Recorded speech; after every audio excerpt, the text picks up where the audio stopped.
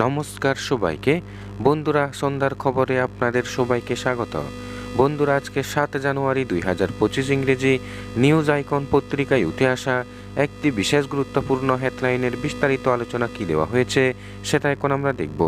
হেডলাইনটির নাম হলো সুশাসন, মুখ্যমন্ত্রীর বিধানসভা কেন্দ্রে মাফিয়াদের আস্ফালন, অসহায় ব্যবসায়ী।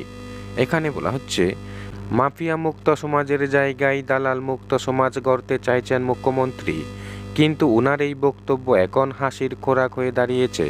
তিনি শুধু মুখেই বলছেন, কাজে কিছুই হচ্ছে না। খোদ মুখ্যমন্ত্রীর এলাকায় শান্তিপাড়াতে এক ব্যক্তির দোকান বিতে তালা লাগিয়ে দেয় মাফিয়ারা।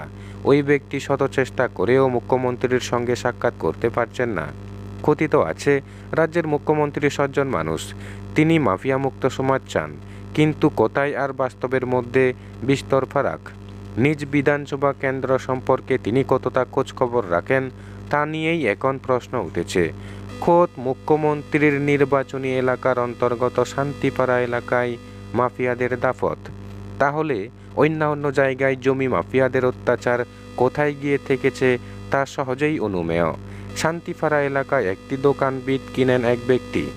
গত মাসের 11 তারিখ রেজিস্ট্রি হয়। 13 তারিখ এই দোকানে তালা ঝুলিয়ে দেয় মাফিয়ারা। তাদের দাবি, মোটা অঙ্কের টাকা দিতে হবে। কেন ওই মাফিয়াদের অনুমতি ছাড়া জায়গা কেনা হলো?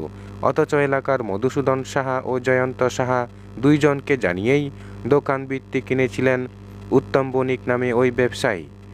তিনি এখন নিজের কেনা দোকানে ঢুকতে পারছেন না।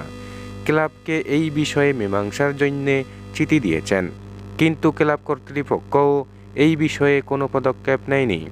উল্টো বলে তিনি যেন জায়গাটি ছেড়ে চলে যান। এই অবস্থায় উত্তমবাবু বহু চেষ্টা করেন এলাকার বিধায়ক তথা মুখ্যমন্ত্রীর সঙ্গে সাক্ষাৎ করার জন্যে, কিন্তু কেউ ওনাকে সহযোগিতা না করায় মুখ্যমন্ত্রীর সঙ্গে সাক্ষাৎ করতে পারেননি। তাই থানার দ্বারস্থ হন।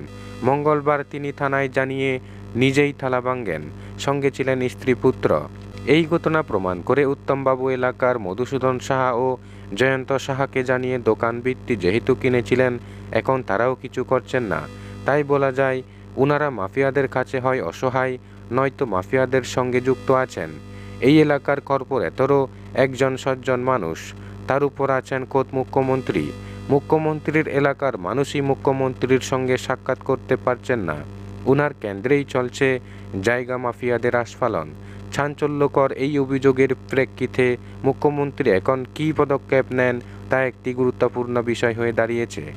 বন্ধুরা, খবর আপাতত এই পর্যন্ত। বন্ধুরা, ভিডিওটি ভালো লাগলে লাইক, শেয়ার, সাবস্ক্রাইব করে আমাদের সঙ্গে থাকুন। ধন্যবাদ সবাইকে ভিডিওটি দেখার জন্য।